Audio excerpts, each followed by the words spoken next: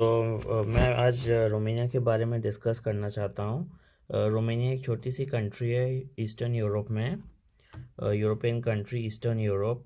इसके इसकी bordering country जो है वो बुल्गारिया एंड यूक्रेन है। ये सब ईस्टर्न यूरोप में आते हैं। इनकी इकनॉमी इतनी अच्छी नहीं है, लेकिन अगर यहाँ से कोई पढ़ाई करता है तो इनको यूरोपियन डिग्री प्राप्त होती है। जो मोबाइल कोड है वो 004 है। जो ड्राइविंग है वो लेफ़्ट हैंड साइड है। और जो इंडिया से जो आते हैं उनका यहाँ ड्राइविंग लाइसेंस एक्सचेंज नहीं हो पाता है, तो उसके लिए यहाँ पे एग्ज़ाम देना पड़ता है ड्राइविंग का।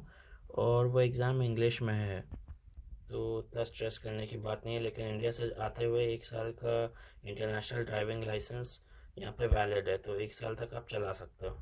लैंग्वेज रोमेनियन लैंग्वेज है यहाँ पे, लेकिन जो यंगस्टर्स हैं उनको इंग्लिश भी आती है।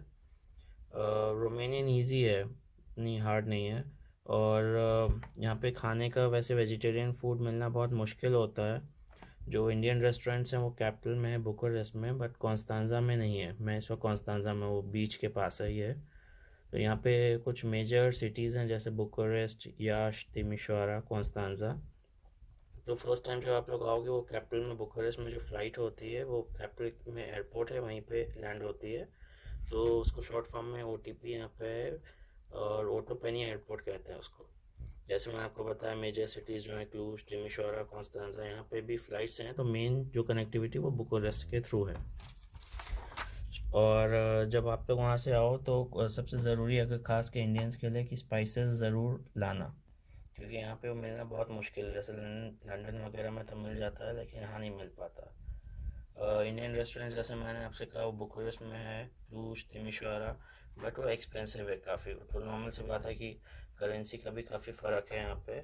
यहाँ यूरो तो अभी नहीं चलता, यूरोपियन कंट्री है, लेकिन यहाँ की लोकल करेंसी है वो है लेई रॉन, जो कि एक इंडियन रुपये के हिसाब से 17 रुपये आता है। जब पहली बार हम लोग आए आए थे तो हमें काफ़ी दिक्कत हुई थी, इसीलिए वीडियो बनाए। जो लोग आ रहे, चाहे स्टूडेंट हैं जो भी काम करने के लिए,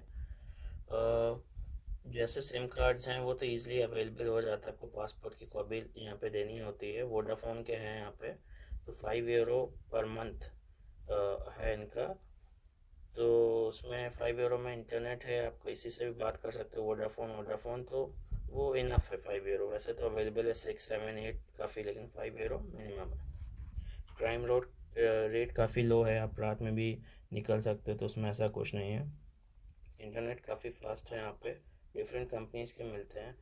तो वो भी ज़्यादा महंगे नहीं है, 1,000 रुपये से स्टार्टिंग है। एक्सपेंसिव कंट्री नहीं है, क्योंकि यूके के कंपैरिजन में पाउंड या यूरो तो है नहीं, तो ले ही है, लेकिन काफ़ी चीप है। और अगर आप लोग घर में खुद ही खाना बना रहे हो तो वो काफ़ी सस्ता पड़ जाता है। और रेस्टोरेंट्स तो इंडीड वो तो महंगा ही है। सो अब आपको मैं बताता हूँ मंथली एक्सपेंसेस। सो मंथली एक्सपेंसेस जैसे रेंट पे अगर अपार्टमेंट लेना है तो 2 रूम्स के जनरली मिलते हैं, BHK। सो जो रेंट है वो 200 to 250 यूरो पर मंथ है। इंटरनेट यहाँ पे 10 यूरोज़ का पड़ता है, TV connection 10 euros, bills 100 euros per month. लेकिन विंटर में हीटिंग वगैरह काफ़ी ज़रूरत होती है, क्योंकि स्नो गिरती है बाहर, तो उस टाइम बिल्स काफ़ी आते हैं। तो ये फिक्स नहीं है, बिल्स इंक्रीज़ हो सकता है। टैक्सी एक्सपेंसिव है, तो इसलिए बस यूज़ करनी चाहिए। बस में मंथली पास भी बन जाते हैं। वैसे टिकट्स आते हैं, बुखारेस्ट में तो कार्ड यूज़ होता है, जो कि कार्ड स्कैन हो जाता है जब आप बस में एंटर करते हो। कॉन्स्तांजा में वो टिकट फॉर्म में ही आता है, जो कि आपको नॉन स्टॉप, यहाँ पे शॉप्स होती है छोटी छोटी, वो मिल जाते हैं वहाँ पे टिकट। उसको रोमेनियन में बिलेट कहते हैं, बिलेट।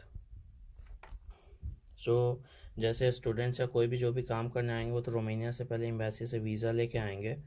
तो वो तो 3 मंथ्स के लिए वैलिड होता था, लेकिन एक्सपायर होने से पहले यहाँ पे हमें रजिस्टर करना होता है इमिग्रेशन ऑफिस। हर शहर में एक इमिग्रेशन ऑफिस है।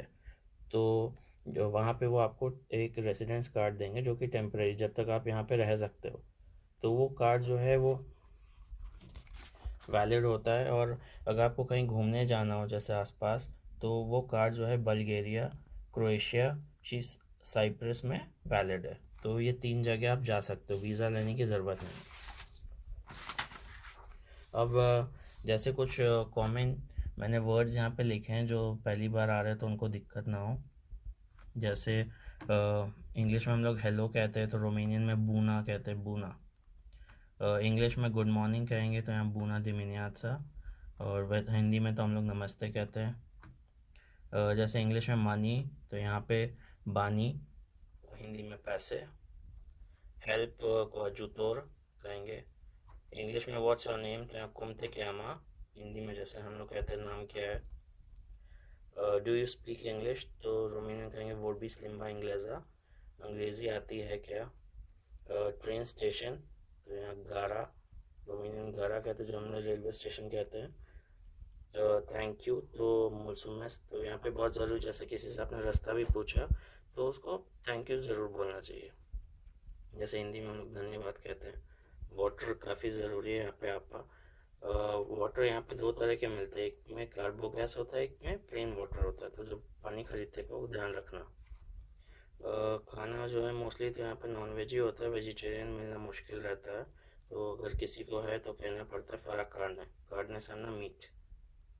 डॉक्टर मेडिक जो हिंदी हम लोग डॉक्टर हैं। हॉस्पिटल स्पिताल, जॉब मुंका।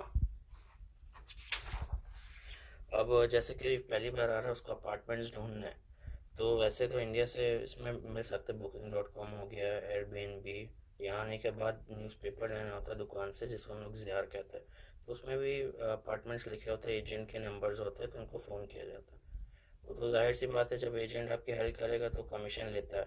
तो जो अगर आपने अपार्टमेंट को ढूंढा है, सोचिए एग्जांपल के तौर पर 100 यूरोज़, वैसे तो जनरली 200 के मिलते हैं पर मंथ। अगर 100 वाला आपने लिया तो आपको कमीशन, उसका 50% तो कमीशन देना पड़ता है एजेंट को जब कॉन्ट्रैक्ट वगैरह साइन होता है। सो जनरली एक्सपेंस जो फर्स्ट मंथ जब हम लोग किसी नए अपार्टमेंट शिफ्ट होते हैं तो खर्चा थोड़ा ज़्यादा आता है।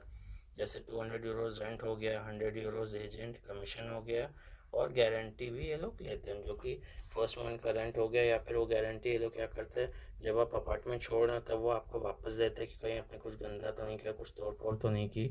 या फिर वो लोग कह देते हैं आखिरी महीने का जो बिल्स है वो आप मत पे करो, वो इसी में एडजस्ट हो जाएगा।